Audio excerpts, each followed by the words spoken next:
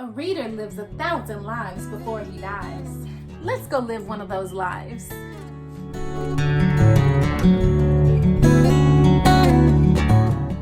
This is Reading with Rahkua. A Rainy Day to Remember by Fross, illustrated by Jennifer Oxley. Plink, splink, a dink. Little Bill opened his eyes. What's that sound? He wondered.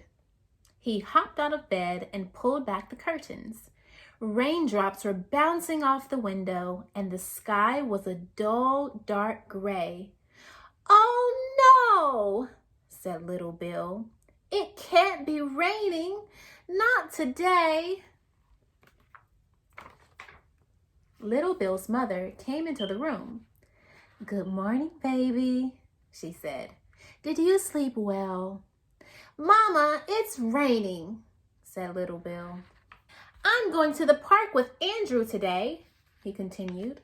"We're going to sail boats on the pond and play dinosaurs and build a super high sand fort. It can't rain today." Little Bill's mother put an arm around his shoulder. "I'm sorry, baby," she said. "You and Andrew will have to play inside today." "But there's nothing to do here," Little Bill sighed. "I'm sure you'll think of something to do. You'll just have to use your imagination," his mother said. "How about we start with breakfast? Alice the Great is making your favorite pancake, people." Little Bill joined his sister, April, and his brother, Bobby, at the kitchen table. His great-grandmother, Alice the Great, put a plate of pancakes in front of him. "Here you go, honey. I made their heads extra big just the way you like them," she said. Little Bill poured syrup on his pancakes and began pushing them around his plate with his fork. Bobby looked over and pointed at one with an enormous head. "Hey, Little Bill, that pancake looks like an alien," Bobby said. "Wow," Little Bill said. "You're right." In the blink of an eye, Little Bill's plate turned into a spaceship, and the pancake people became real, live aliens. Little Bill imagined himself flying the spaceship through outer space. "We're coming for a landing! We're coming in for a landing!" called Captain Little Bill. "Oh no, look out for that lake!" Sploosh! Little Bill's spaceship skidded right through a giant lake of syrup and came to a sticky stop. Little Bill giggled and took a bite out of pancake. These aliens are delicious," he told Alice the Great.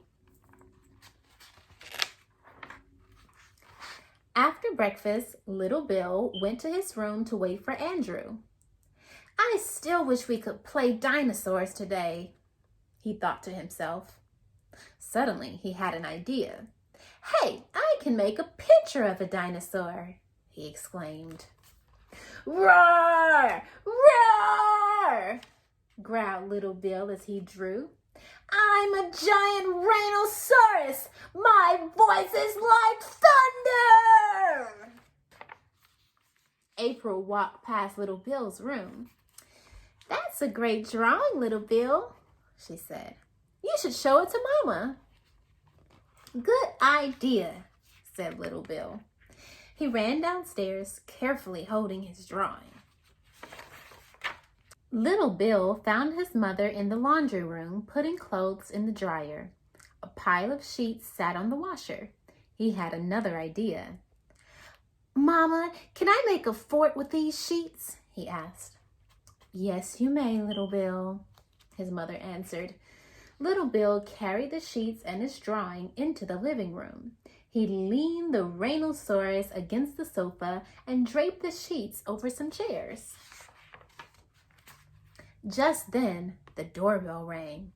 Andrew and his mother stood on the steps.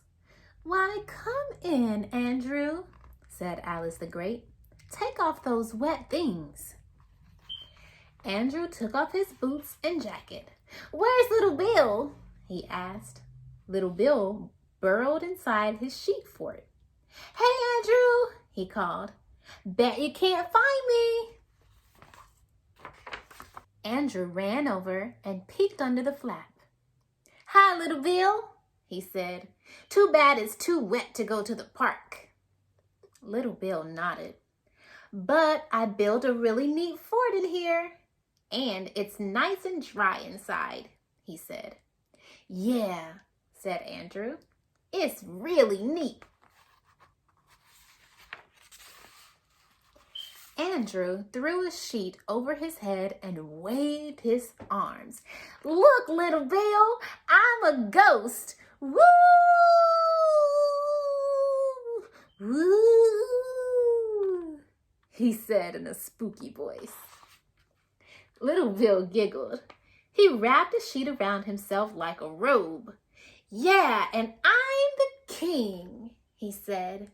"We have to save the kingdom from the terrible rhinoceros." Andrew pulled his sheet off his head. I can jump in and scare the rhinoceros away," he said. "Me too," said Little Bill. "Let's save the kingdom!" they shouted. A while later, Little Bill's mother peeked into the room. "The rain stopped," she told the boys. "Who wants to go to the park?" Little Bill and Andrew looked at each other. "Mama, can we stay inside?" Little Bill asked. "We still have lots of stuff to do here." His mother smiled. "Of course, Little Bill. You can stay inside as long as you like." So Little Bill and Andrew played and played until they saved the whole kingdom. It was a rainy day they never forget. Goodbye, friend. The end. Have you ever had to try to make the best of a bad situation and it turned into a great one? What do you like to do on rainy days?